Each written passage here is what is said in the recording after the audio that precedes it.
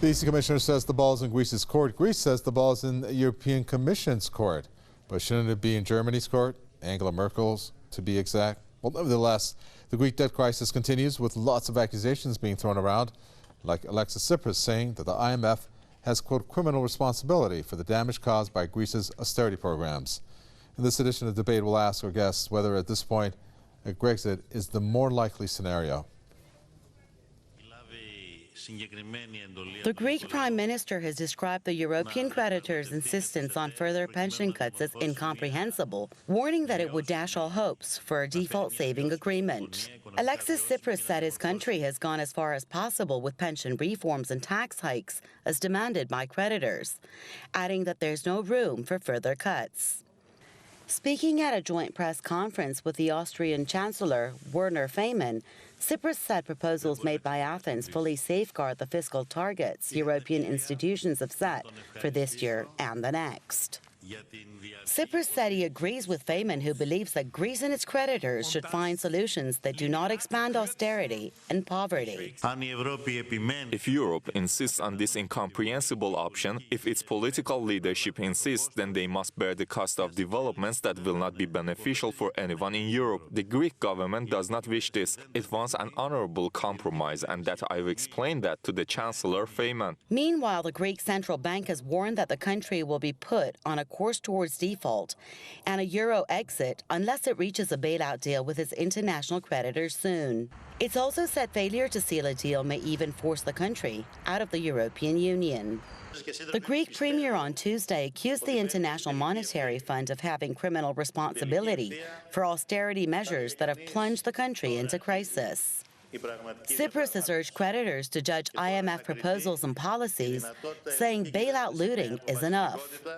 Speaking to lawmakers in Parliament, Tsipras described the fixation on cuts a political plan meant to humiliate a nation that's been suffering over mistakes that were not its own.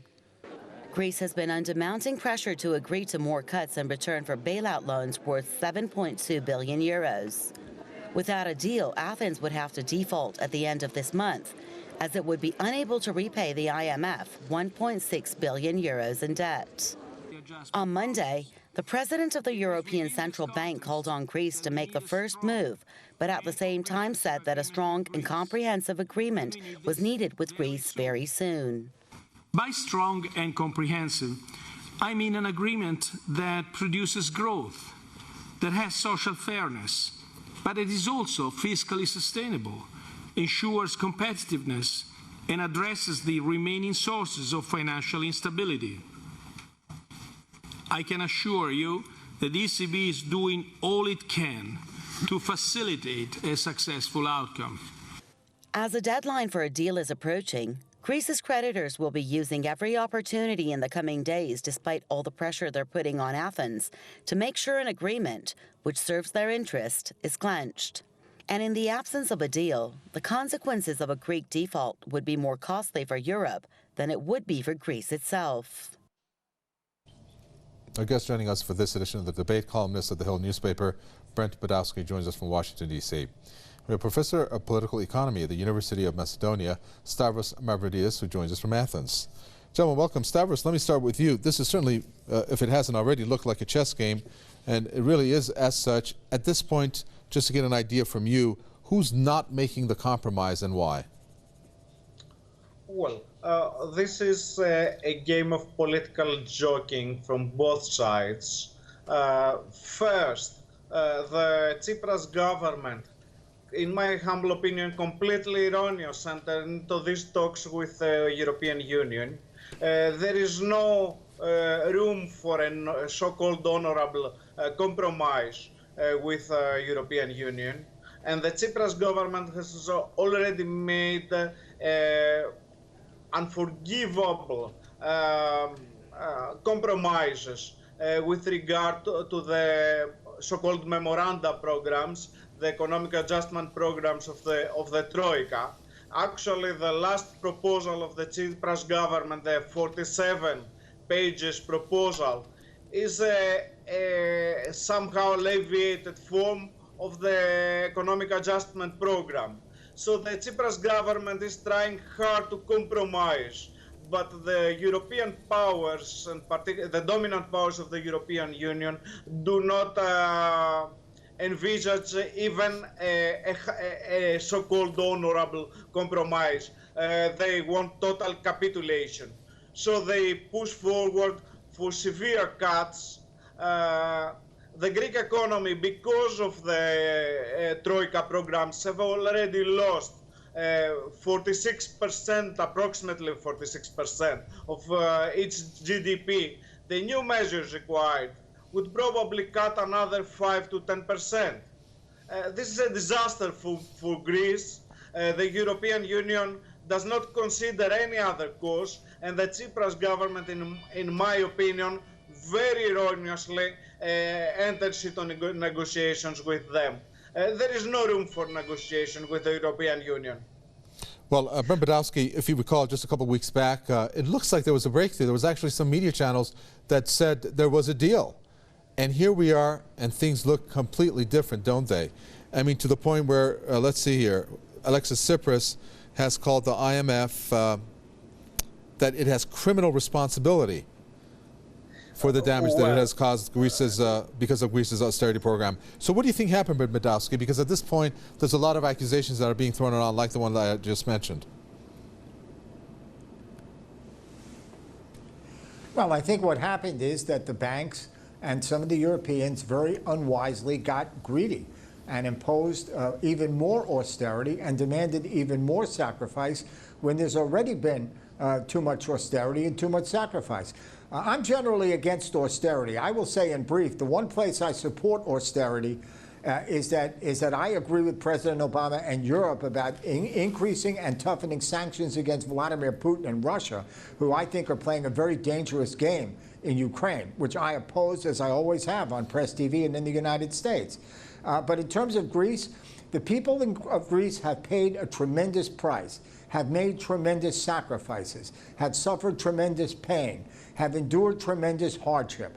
And I think it is economically wrong and even immoral to suggest that either they accept even more pain, more sacrifice, and more hardship, or they will be driven into a default that will be a catastrophe for the European and possibly the world economy. This is a very dangerous situation. If Greece defaults and they end up out of the euro, out of the European community, and create a crisis of the European and global banking system, I think the government should not be forced in Greece to compromise any more and have any more pain and hardship imposed on their people. I think the International Monetary Fund should loosen it up and calm down and step back and, at a minimum, have a breathing room with a temporary loan from somewhere to avoid default, without having more unemployment, more pain, and more suffering for the people of Greece who have suffered too much already. Well, did you know, Mavroudeas, where Alexis Tsipras is going to be tomorrow? Not offhand about tomorrow. Since you, well, you took the liberty of talking. You took the liberty of talking about and reasonable. You took the liberty of talking about Russia and Ukraine. He's going to be in Russia tomorrow with the presidents. Anyways, just a pointer there for you, info, L.Padolski. Stavros Mavroudeas. No, that's certainly his right. I just think Putin's playing a dangerous game. Okay, let's just move. That was just for FYI for you, L.Padolski. Now, Stavros Mavroudeas, let's really look at what you have called these political compromises, or let me say economic, unforgivable compromises you mentioned that the Tsipras government has made. Right. I'm assuming Right. Varoufakis is in that equation. What type of unforgivable definitely. compromises have they made? I mean, it seems like they are going all out for the Greek people, because the Greek people, from what I understand, want to stay within the euro. Well, this is a big question and a foregone assumption.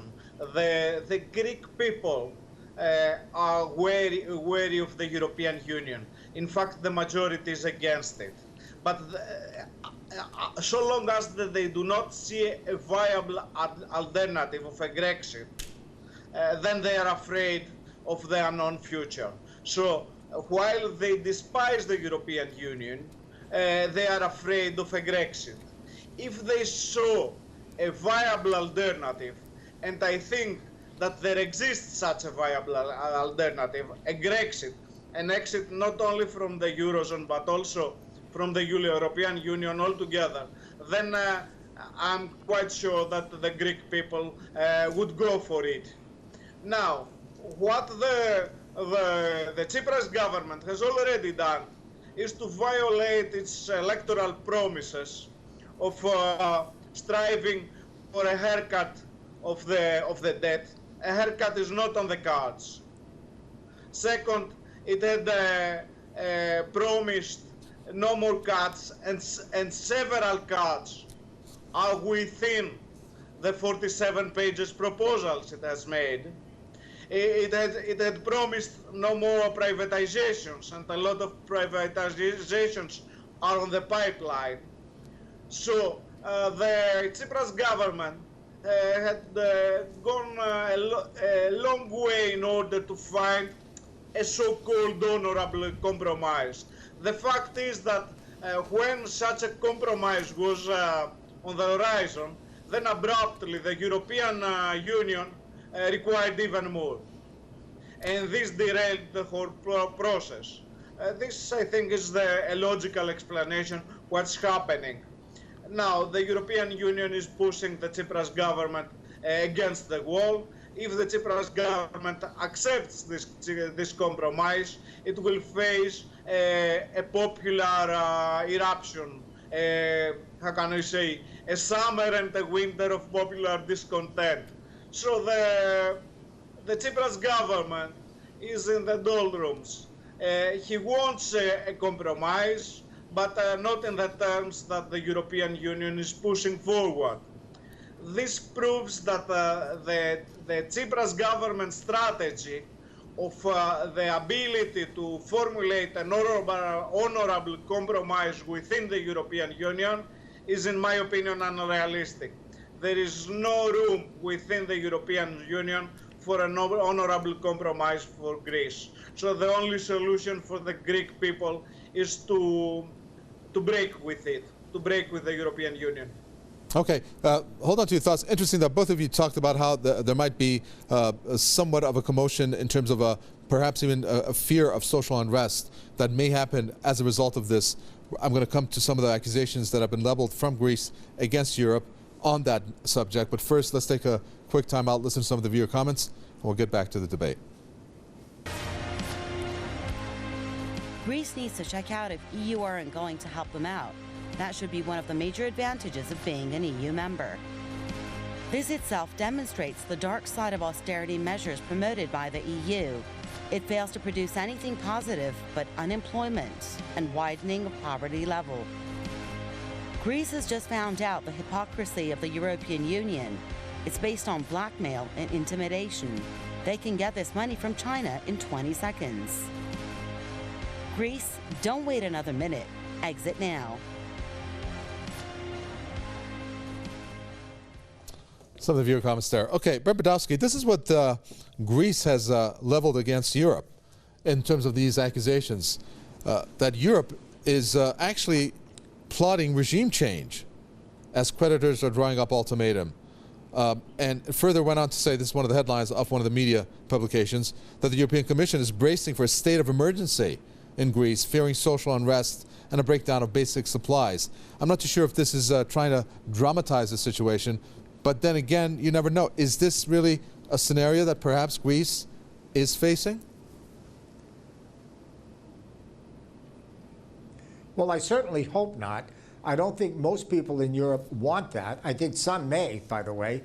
There are reactionary forces everywhere.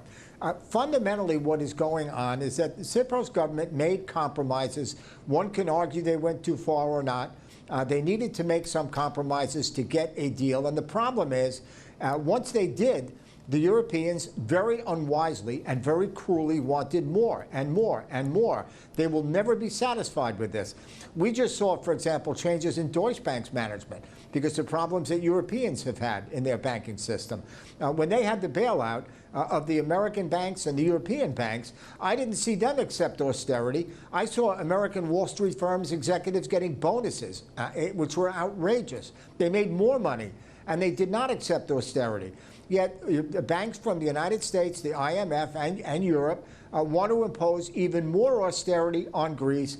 It is economically insane when you have unemployment that's a quarter of the country or more, and you have poverty and hunger that is so widespread. It is the wrong time to have economic austerity. I worry about the possibility of instability.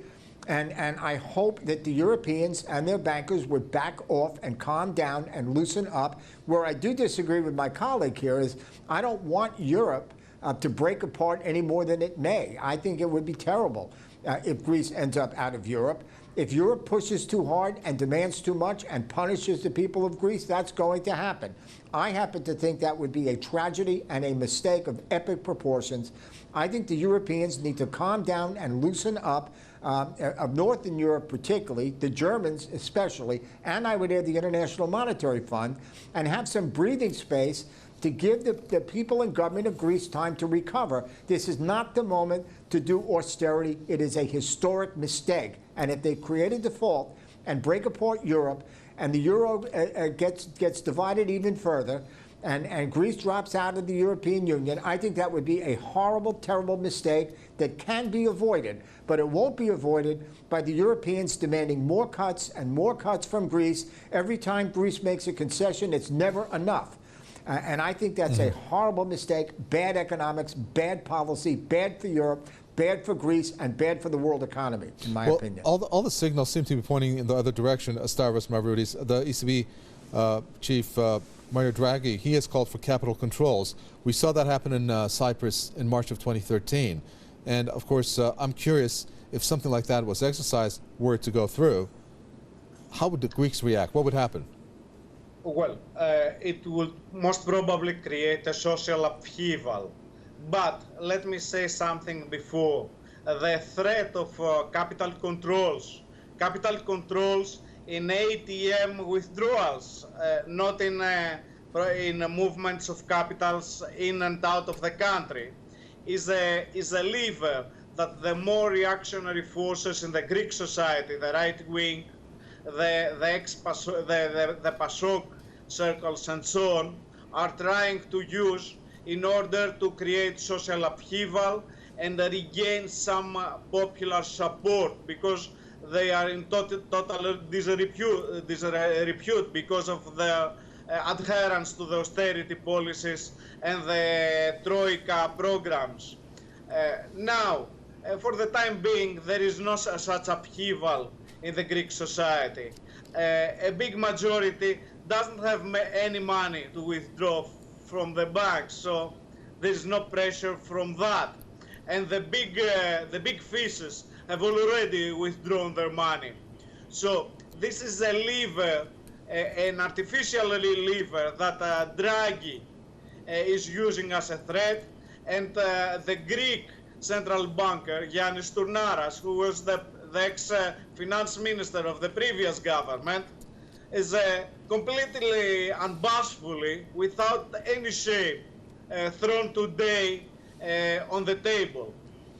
Now, what I think is that if capital controls are required for Greece, are capital controls regarding the movement of capitals inside and outside the country, not inside and outside the ATMs and the bank cashiers and so on. I think that a breakup from the European Union would annul these levers of extortion, of blackmail, and sort things out for the Greek society. Okay. But for the time being, there is no panic in the Greek banks. Let's look at another move that has been made, L.Padolski, and that has come from the States. The U.S. Treasury Secretary, Jack Lew, according to the source, has called Alexis Tsipras, urging him to reach a realistic compromise. He calls it a realistic compromise urgently. Now, since America can have all these countries follow its footsteps when it comes to Ukraine, because you mentioned Ukraine at the beginning of the program, why can't America call the Troika, one of them, maybe the ECB had, I don't know, take a pick from the three, and tell them to compromise?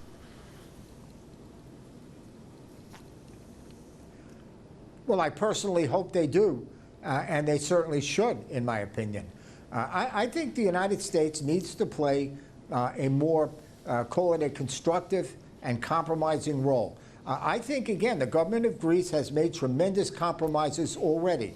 I think when you have economics that are as bad as they are in Greece today, I would hope that the United States would be wise enough, and I hope they're doing this behind the scenes. I honestly don't know, but I suspect they might be, of telling the Europeans as well to calm down and not push too hard. It's not in the United States' interest or Europe's interest to have instability and even worse poverty and even more social unrest in Greece, and I do worry about that. And it's not in the United States' interest or Europe's interest for Europe to fall apart. There's already problems right now with Britain under Prime Minister Cameron. It's a different conversation, but even Britain is not sure it wants to stay in Europe.